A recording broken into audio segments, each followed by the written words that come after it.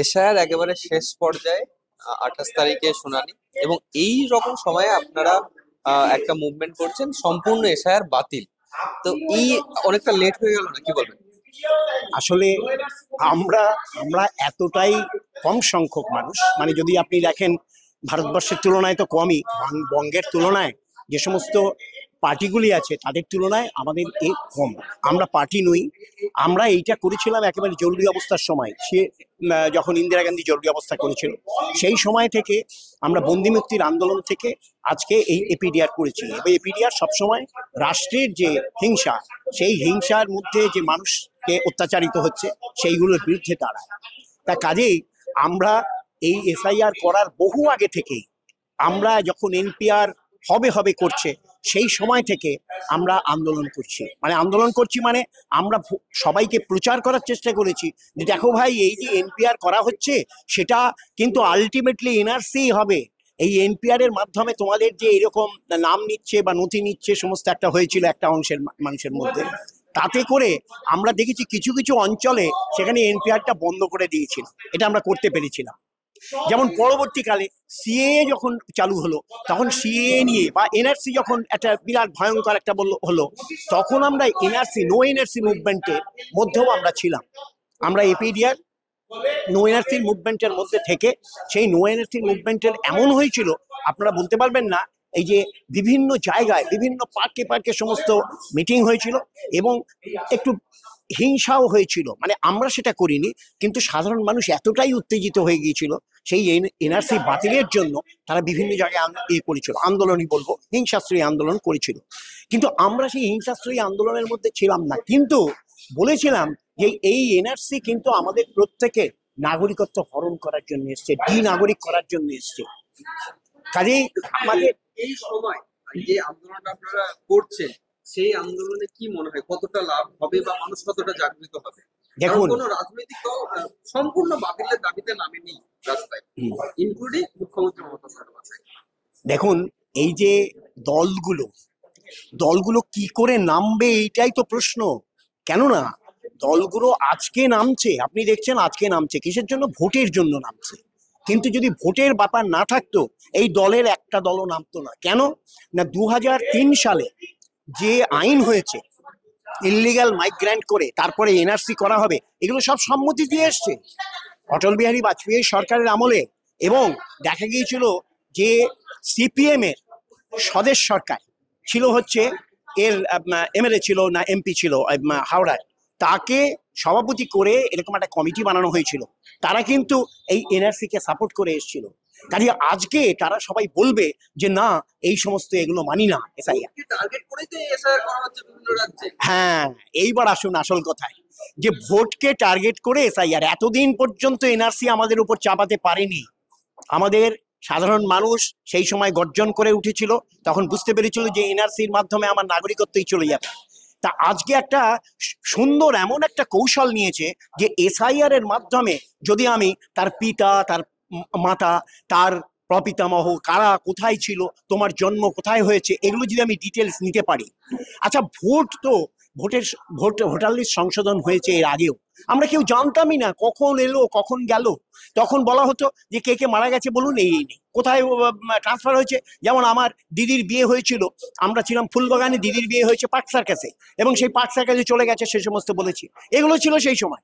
কিন্তু এখন একটা এনুমারেশন ফর্ম দিল, এবং সেই ফর্মের মধ্যে এক অন্যায্যভাবে বাবা মা কোথায় জন্মেছে তাদের কোনো জায়গায় হদিশ আছে নাকি, যদি তা না থাকে তাহলে প্রপিতামহ।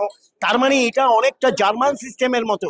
জার্মানিতে যেরকম ভাবে একরকম জাত গণনা হয়েছিল, জাত গণনা বলবো না, এটাকে বলবো যে তুমি এই অঞ্চলের লোক কিনা, তুমি আর্য কি আর্য নও, এইরকম বলা হয়েছিল। ঠিক সেরকমই আমাদের এইখানে এইরকম একটা পরিস্থিতি তৈরি করলো এসআইআর। আপনার কি মনে হয় যে বাঙালি অবাঙালি, হিন্দু মুসলিম, এই সমস্ত ইস্যুগুলোকে তুলে এনে এসআইআর নিয়ে যে গণ আন্দোলনটা তৈরি হতো, সেটাকে কোনোভাবে দাবিয়ে দেওয়া হয়েছে? এটা তো বটেই, হিন্দু মুসলিম একটা বেশ বড় ভয়ঙ্কর এই বাংলায়। তার কারণ আপনারা জানেন যে দুটো জায়গায় যখন ভারতবর্ষ ভাগ হয়েছে তখন দুটো জায়গায় হয়েছে, একটা হচ্ছে পাঞ্জাব ভাগ করেছে আর একটা হচ্ছে বাংলা ভাগ করেছে। বাংলা ভাগ করেছে, যদি পাঞ্জাব নাও ভাগ হতো বাংলাকে কিন্তু ভাগ করতো। কারা ভাগ করতো? ব্রাহ্মণ্যতন্ত্রের দালালরা। একমাত্র শিশির বোস ছাড়া অন্য সবাই এই ভঙ্গটা এটা তারা বলেছিল না। শ্যামাপ্রসাদ মুখার্জি, এই যে শ্যামাপ্রসাদ মুখার্জির কথা বলে, কোনো জায়গায় যদি ভাগ না হয় বঙ্গটাকে ভাগ করতে হবে। কেন না, বঙ্গতে আপনি জানবেন তার আগে যোগেন মণ্ডল মানে নমশূদ্র তারা এবং সংখ্যালঘু যে মানুষ, সংখ্যালঘু আমাদের এখানে সংখ্যালঘু বলছি কিন্তু মুসলিম দরিদ্র মানুষ, তাদেরকে নিয়ে সরকার তৈরি হয়েছিল, যেখানে নিম্নবর্গের মানুষরা রয়েছে, নমশূদ্ররা এই মুসলিমরা রয়েছিল তারাই। ব্রাহ্মণ্যতন্ত্রের যে ধারক বাহক তারা তারা সেখানে শাসন করতে পারছিল না, ফলে সেইখানে এদেরকে হটাবার জন্যেই এই ভাগ করা হয়েছে। এবং এমন ভাবে ভাগ করা হয়েছে, আপনি দেখুন যে মুর্শিদাবাদ মালদাকে এখানে রাখা হয়েছে, আর ওইদিকে যশোর খুলনা যেগুলো হিন্দু অধ্যুষিত সেগুলোকে ওইদিকে রাখা হয়েছে। এমন একটা অবস্থা করে ভাগ করেছে। ফলে ভাগের মধ্যে থেকেই, দেশভাগের মধ্যে থেকেই এই যে হিন্দু মুসলিম যে অসম্প্রীতি, এইটার একেবারে ধারক বাহক এই সমস্ত আমাদের যে এখনকার শাসক। আজকেও যে শাসকরা রয়েছে তারাও কোনোদিন চায় না যে এই নিচু তলার লোকেরা তারা উপরে উঠে আসবে, আদিবাসীরা তারা উপরে উঠে আসবে। আপনি খুব ভালো করে জানেন আমাদের দ্রৌপদী মুর্মুকে এখানে বসানো হয়েছে, অথচ সেই দ্রৌপদী মুর্মু যখন উড়িষ্যায় ছিল, যখন উড়িষ্যায় পাহাড় অঞ্চলে একের পর এক আদিবাসীদের অত্যাচার করা হচ্ছে, তখন তারা ডেপুটেশন নিয়ে গিয়েছিল, তারা ছুঁড়ে ফেলে দিয়েছিল সেই দ্রৌপদী মুর্মু তখন উড়িষ্যায় ছিলেন। যে আজকে তার মানে কি, তাদেরকে এমন ভাবে, মুসলমান নেই, দু একজন মুসলমান আছে এই বিজেপিতে, তারা একেবারে স্টুজ হিসেবে কাজ করছে। কিন্তু আপনি সাধারণ গরিব মুসলমান যদি বলেন, তারা আমাদের এখানে বহুদিন ধরে শ্রম দিচ্ছে, বহুদিন ধরে। আজকে যে যাদের কথা বলছে, এই অনুপ্রবেশকারী হিসেবে যার কথা বলছে, ঠিক বাংলা আসামেও তাই হয়েছিল। আসামে যখন চাষবাস হতো না, তখন তাদের রাজারা সে বাংলাদেশ থেকে, এই তখন পূর্ব পাকিস্তান ছিল, সেইখান থেকে নিয়ে এসে তাদেরকে এখানে চাষবাস করিয়েছে, তারা রয়ে গেছিল। আজকে এখানেও কিন্তু তাই, যে ওখান থেকে যে সমস্ত মানুষরা এসছে তারাই কিন্তু এই কলকাতা বা এই সমস্ত এইগুলো শহরগুলো সিটিগুলো তৈরি করেছে। আজকে তাদেরকে উৎখাত করার চেষ্টা চলছে। এই যে যখন এসআইআর শুরু হয়েছিল এবং বহুল পরিমাণে বাংলাদেশি এবং রোহিঙ্গাকে তাড়ানোর জন্য মূল লক্ষ্য এটা, একদম কিন্তু বর্তমান সময়ে আমরা দেখতে পাচ্ছি একদমই। কাদেরকে তাড়ানো হচ্ছে, কাদেরকে নাম একদম SIR লিস্টে একদম আনা একদম হচ্ছে। একদম তো সেখানে তারা ব্যর্থ কমিশন। একদম। এবার বিরোধী দলনেতা তিনি বলছেন 26-এ ভোটে আসার পর আমরা রোহিঙ্গা তাড়াবো। কতটা রাজনৈতিক বা কোন দৃষ্টিতে? এটা আপনারা খুব ভালো করে বুঝতে পারছেন, কথার মধ্যেই তার রয়ে যাচ্ছে যে একটা বুজরুকি দেওয়া হচ্ছে, কিরকম যে 26-এ আগে আসি তারপরে তোমাদের সবকিছু করে দেবো, 26-এ আগে আসি তাহলে। এইটা বিরোধী দল এরকম প্রচার করে এবং এইটা সবার সামনে খোল্লা হয়ে গেছে। যে সমস্ত মানুষরা তাকে ধরে রয়েছে তারাও পর্যন্ত জানে এটা একেবারে। তার জন্যই কিন্তু আজকে মতুয়াদের মধ্যেও জাগরণ তৈরি হয়েছে। আমি যাদের মধ্যে কাজ করি তাদের মধ্যে প্রায় ধরুন 1.5 থেকে 2 লক্ষ মানুষ, 2 লক্ষ মতুয়া মানুষ, তারা পর্যন্ত এর বিরোধী জায়গায় দাঁড়িয়ে আছে। আজকে বলছি যে আজকে এমন একটা অবস্থা হয়েছে যে শান্তনু ঠাকুরের জেতার অবস্থা নেই, সুব্রত ঠাকুরের জেতার অবস্থা নেই। গ্যারান্টি দিয়েছিলেন যে কারো বাদ যাবে না। উনি এখন বলছেন নির্বাচন কমিশনকে ধরো, এবং শুধু তাই না, তিনি বলছেন হাজার লক্ষ লক্ষ লোকের যদি রোহিঙ্গাকে করবার জন্য 1 লক্ষ মতুয়া যে করা যায় না, তা স্বীকার করতে হবে। পাল্টা যে যারা এসছিল, যেমন মমতা বালা যারা এসছিল, তাদেরও সমস্ত ভয় আছে। 50 জনকে নিয়ে ওখানে যে বিরোধ করতে গেছে, সেখানে মারামারি হয়েছে, ছট হয়েছে। কিন্তু সাধারণ যে মতুয়ারা, তারা কিন্তু এই দুজলের বিরুদ্ধে, দুদলেই এটাকে নিয়ে খেলবার চেষ্টা করছে। আমি আবার বলছি, SIR নিয়ে এদের কোনো কথা থাকতো না যদি ভোট না থাকতো। এই ভোটের জন্যই এই দলগুলো এরকম করছে। কিন্তু APDR এই ভোটের জন্য তো লড়ে না, তারা তো দল কোনো রাজনৈতিক দল নয়।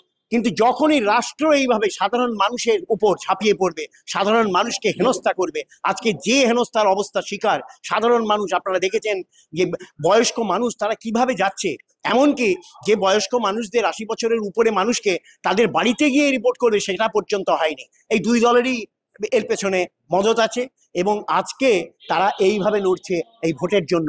আমরা কিন্তু তা নয়। তাই আমরা বলছি যে আজকে থেকে না, আমরা বহুদিন থেকে বলেছি আমাদের সংখ্যা অনেক কম, সেই জন্য বোঝা যায়নি, সারফেসে আসেনি। কিন্তু আমরা বলছি এই 28 তারিখও আমরা থাকবো, 28 তারিখের পরের থেকেও আমরা থাকবো।